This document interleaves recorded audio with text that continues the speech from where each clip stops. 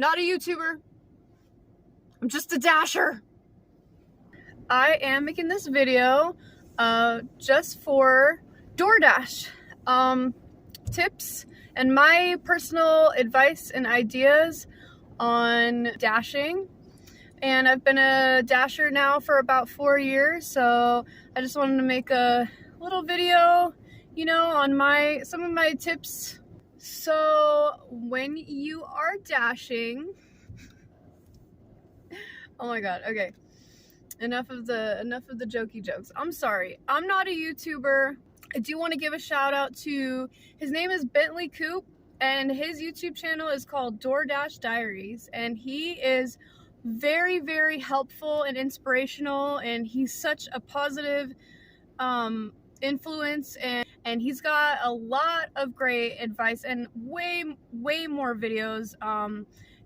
His video list is long, so if you really want to get into the details and more, you know, more in-depth advice on DoorDash, I highly suggest going to him because he's the real pro.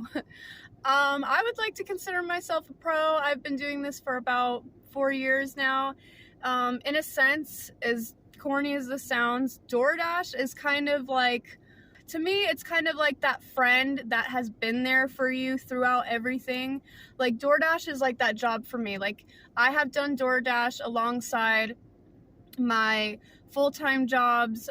It's been my part-time job mostly alongside any other job that I've had, and it's gotten me through everything. It's gotten me through moving. It's helped me to learn my area, moving to a new city. It has helped me to learn to drive in Reno. It has Reno, if you know, or if you've ever been to Reno, it's mostly mountains and a lot of hills, a lot of this, you know.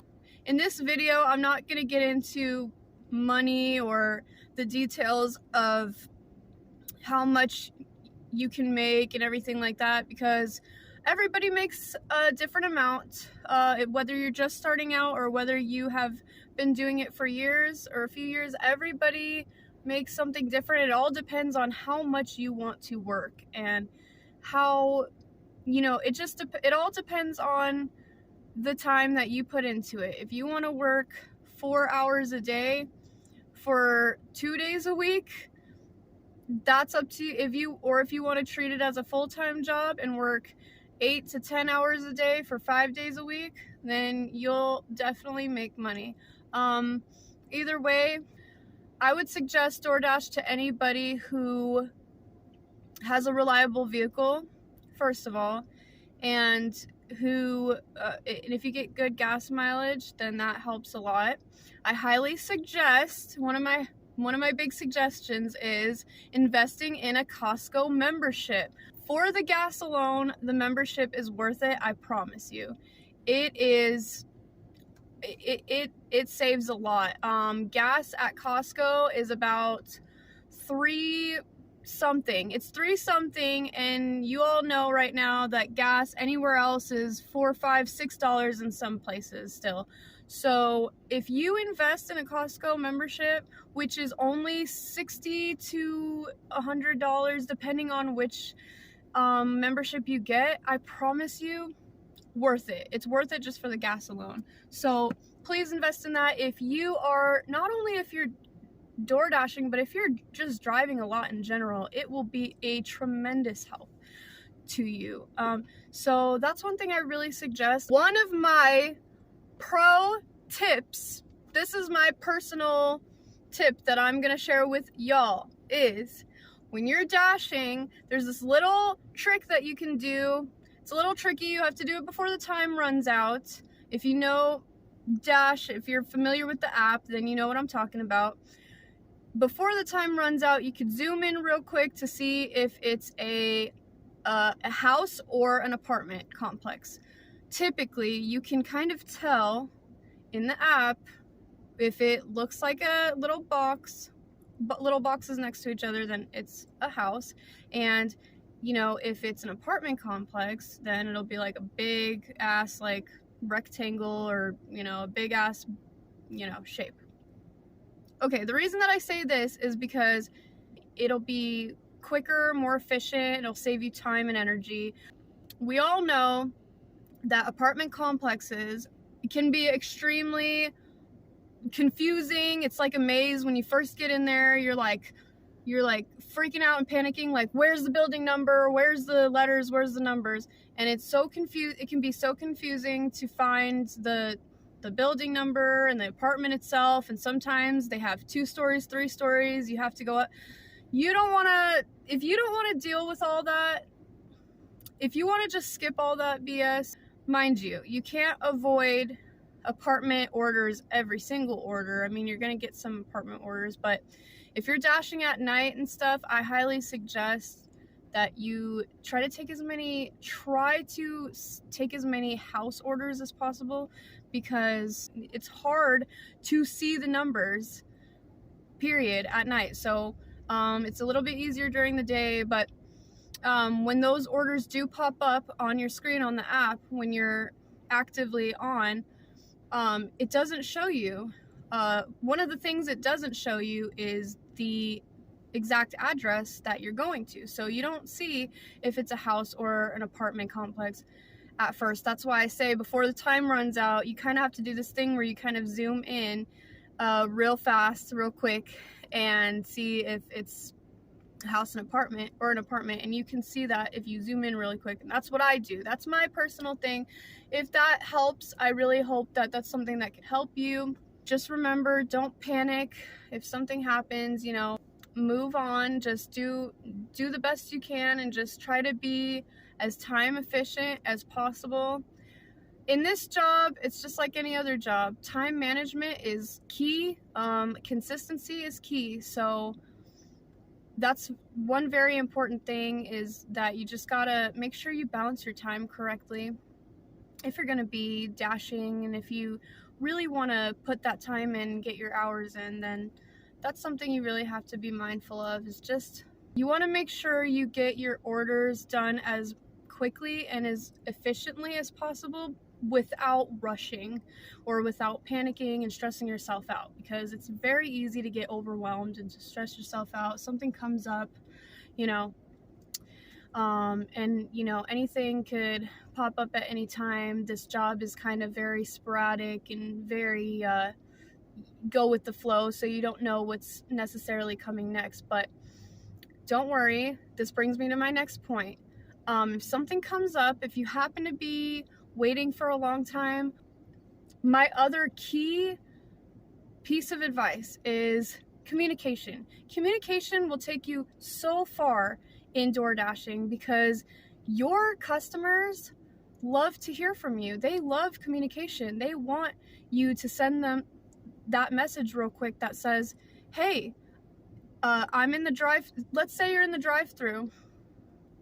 Let's say that you go to a restaurant and it's closed and you have to go through the drive-through, and you're in the line and you don't know, it could take 10 to 15 minutes to get through the line. So you just shoot them that message real quick and say, hey, it's going to be about 10-15 minutes. I'm in the drive-through. I should be on my way in about 10 minutes with your order.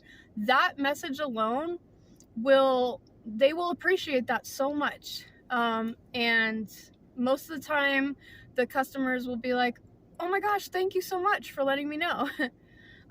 Most of the time their reaction is very positive about you communicating with them and keeping them up to date on their order. So that's something that I like to do. I don't do it with every customer. If it's really fast and you pick it up really fast and you get it to them really fast, then it's not necessary to message them. But if you feel it necessary, then every order is different, so use your best judgment. Okay, next thing, please, for the love of God and everything holy or whatever you believe in, please do not accept BS orders. If you get an order that's like offering you $3 to go 10 miles, don't do that. That's what I call, or that's what we consider as dashers, a BS order. Don't accept orders if the dollar amount is less than the amount of miles that it's telling you to go. If it's offering you $10 to go 6 or 7 miles, then that's worth it.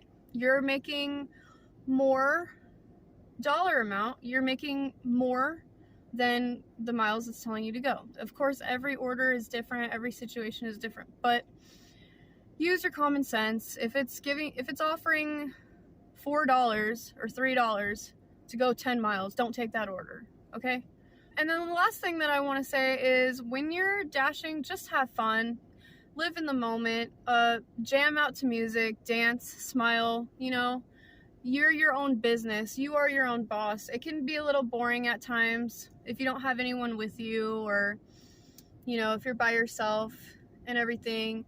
You gotta find little ways to entertain yourself, you know? So just make sure that you are having fun while you're doing it. Make sure that wherever you're at, if your deliveries take you to a new place, let's say it takes you to the top of a hill and you see like a beautiful view or something, get out for a second and enjoy that moment. Take a picture or two. Just, you know, walk around, just look at the view, just enjoy the moments, the little moments that you have. Just enjoy the experience that DoorDash brings you on, because you never know what, you're just along for the ride, basically. Like, you are going wherever it tells you to go, right? So just make sure you are making the best out of each day. I try to start every day with a positive attitude, positive energy. You know, the energy that you give is the energy that you're going to attract. So just remember that. And, you know, DoorDash, and not just DoorDash, but delivery services in general, all food delivery services, drivers were essential in that time. At that time, drivers were so essential because people, you know, were stuck in their house and they needed us. We were essential, and that's the best way to put it. That's the best way I can explain it, honestly. We all went through COVID together, so you know exactly what I mean when I say everybody was ordering food. Most of the time, people prefer you to leave the order at their door, so you don't have to, it's very little to no contact. So that's one of the upsides to dashing, I would say. So if you've gotten this far in my video, thank you for watching. I'm not a YouTuber. I'm just a dasher. I'm not a YouTuber. I'm just a dasher. Have a blessed holiday and drive safe.